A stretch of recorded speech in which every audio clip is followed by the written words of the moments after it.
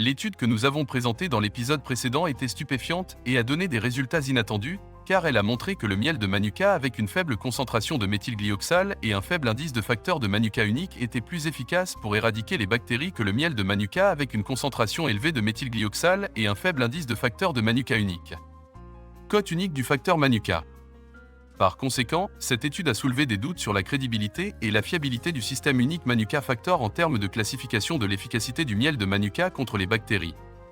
Ce système affirme que plus la concentration de méthylglyoxal est élevée, plus son efficacité en tant qu'antibiotique contre les bactéries est élevée. Or, c'est le contraire qui a été observé. Alors pourquoi le système UMF, ainsi que le système de classification MGO, n'ont-ils pas réussi à prouver l'effet de l'augmentation de la concentration de MGO sur les bactéries ?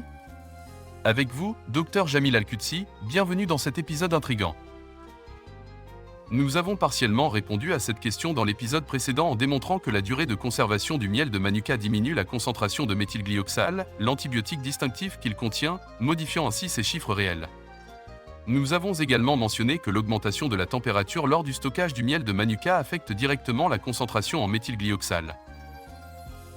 De plus, nous avons découvert des raisons étonnantes dans le système d'alimentation équilibré expliquant pourquoi le miel de Manuka avec une concentration plus faible de méthylglyoxal était plus efficace comme antibiotique que le miel de Manuka avec une concentration plus élevée de méthylglyoxal.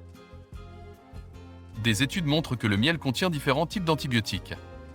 Cette étude indique la présence de 5 antibiotiques dans les variétés de miel, et dans le miel de Manuka, on retrouve 3 antibiotiques, le méthylglyoxal, la leptospérine, dont nous avons parlé dans un épisode précédent, et enfin, l'eau oxygénée. L'eau oxygénée contenue dans le miel de Manuka et dans tous les types de miel est l'un des antibiotiques les plus importants qui confèrent au miel son efficacité contre diverses bactéries. Plus sa concentration est élevée, plus l'efficacité antibactérienne du miel est grande. Des études ont prouvé que l'eau oxygénée, avec son fort pouvoir oxydant, peut détruire la membrane cellulaire des bactéries. Il peut également décomposer les protéines, les enzymes et même l'ADN des types de bactéries les plus résistantes. Il a la capacité de les décomposer et de les éliminer, notamment Staphylococcus aureus sous toutes ses formes, Streptococcus sous toutes ses formes et souches, Pseudomonas aeruginosa sous toutes ses formes, ou encore les spores de Bacillus. Ici se pose le premier problème, cette étude suggère que l'obtention d'une concentration élevée de méthylglyoxal dans le miel de Manuka affecte négativement l'eau oxygénée présente dans ce miel, la réduisant considérablement. Par conséquent, il diminue la capacité du miel de Manuka à tuer les bactéries en perdant l'un de ses autres antibiotiques importants, outre le méthylglyoxal. Il convient de mentionner que plus la concentration de méthylglyoxal dans le miel de Manuka est élevée, plus elle détruit l'un des autres antibiotiques essentiels du miel de Manuka, qui est de l'eau oxygénée, diminuant ainsi son pouvoir antibactérien. Cette explication est très claire et est démontrée par cette étude qui indique que l'obtention d'une concentration élevée de méthylglyoxal nécessite un stockage à long terme à une température élevée pouvant atteindre 37 degrés Celsius pendant une période allant de 12 à 22 mois. Il convient de mentionner que pour maintenir la concentration d'eau oxygénée à l'intérieur du miel, celui-ci ne doit jamais être exposé à la chaleur. Augmenter la température et prolonger la durée de conservation de 16 semaines seulement, et non de 22 mois, environ 90 semaines, détruit l'eau oxygénée du miel et affaiblit considérablement ses propriétés antibiotiques.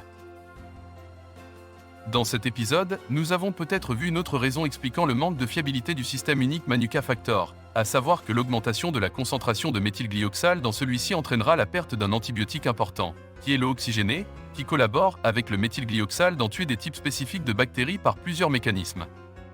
Il contribue également, avec le méthylglyoxal, à couvrir un plus grand nombre et un plus large spectre de bactéries. Le perdre afin d'obtenir une concentration plus élevée de méthylglyoxal, à cause d'une période de stockage prolongée et d'une augmentation de la température, entraînera la perte d'un antibiotique géant non moins magnifique que le méthylglyoxal présent dans le miel de Manuka. Ainsi, notre souci dans le système d'alimentation équilibré était d'obtenir une concentration naturelle de méthylglyoxal dans le miel de Manuka, car le méthylglyoxal est une substance toxique, comme nous l'avons évoqué dans un épisode complet. Ainsi, pour éviter un stockage prolongé, nous avons tenu à mettre en place un système qualité de haute précision pour préserver tous les composants du miel de Manuka. Le miel de Manuka était et restera l'alimentation équilibrée. Dans le prochain épisode, nous vous dévoilerons la troisième raison confirmant l'échec du système unique Manuka Factor à classer la force antibactérienne du miel de Manuka en fonction de la concentration en méthylglyoxal. Restez à l'écoute et restez avec nous.